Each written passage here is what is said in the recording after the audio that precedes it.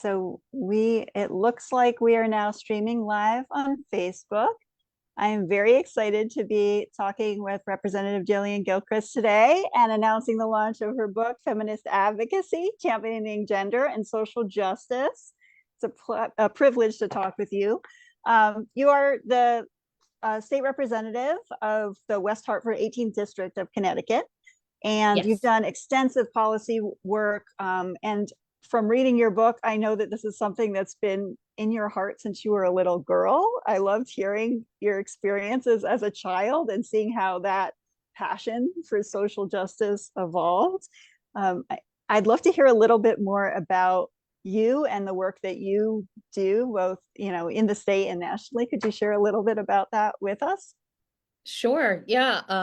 It was, well, thank you for having me on. And it was a pleasure getting to write the book because I really got to see kind of where that passion rooted from. Mm. Um, But yeah, what I do in the state is I am now an elected official working on a variety of policies, but in particular, I focus on women's health and safety and have done that even before I got elected as an advocate here at the state legislature. And so I would come and lobby on issues of importance to women and girls. And I speak about it in the book, but really how this began to take shape is my work as a volunteer at a sexual assault crisis counselor, and then I became the child advocate there. And that really influenced me because I realized I wasn't cut out for direct service. And I'm so grateful for those who are. But what it drove me towards was trying to figure out systems change and questioning various policies and why things were the way they were. And so began taking classes in public policy and pursued making change in that way. And so I've been doing that ever since. And yeah, I feel fortunate to get to work in a position that I'm passionate about. Mm-hmm. Yes. And during the course of writing the book, I'm curious, were there any things that you discovered or learned? What was that experience like for you?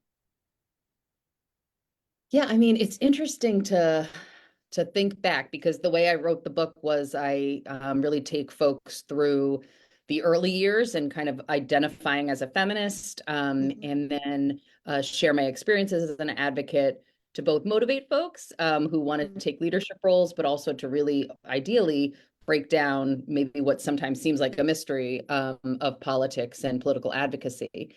Um, and I guess, you know, what was surprising is that it was in my blood for so long, Mm. that really this drive to make change was in me from childhood.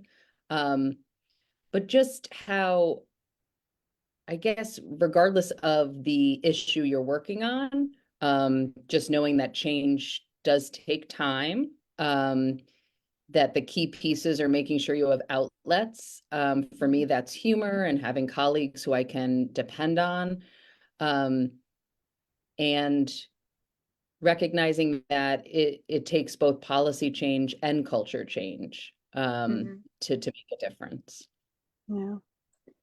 And one thing that I found interesting in the book that I think our listeners will want to hear about too, which is about how you react to the haters or people that Mm. attack you. Because I know sometimes people from whatever background they're from, but if they're putting out a book, this is something that they're afraid of, or they're taking a stance on an issue.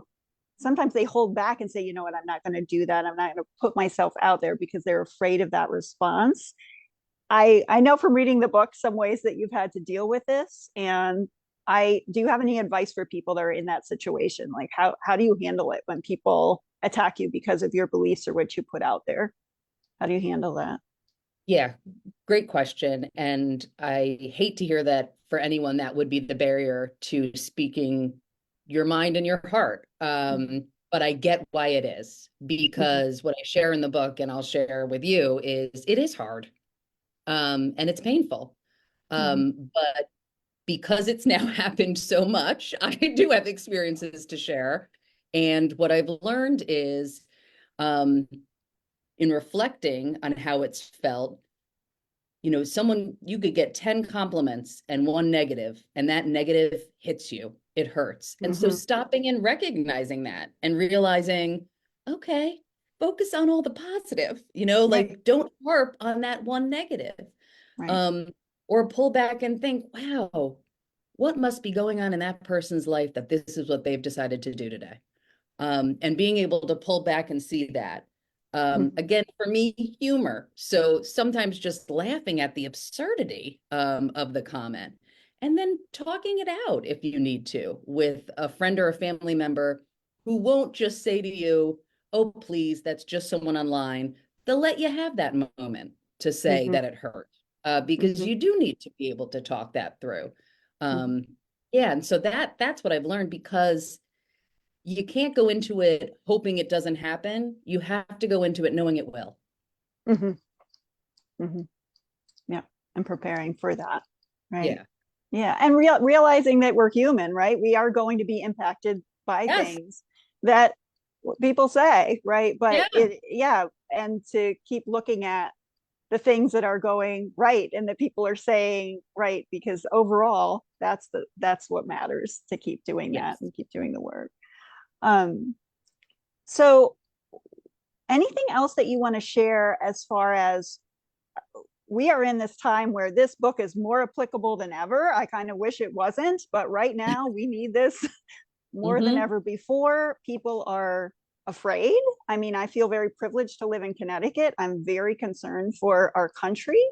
And I know that there are people that really want to make a difference and do something, but might not really know what to do. So what advice do you have for people that could potentially be just shut down around this issue or not sure where to go? What's your advice?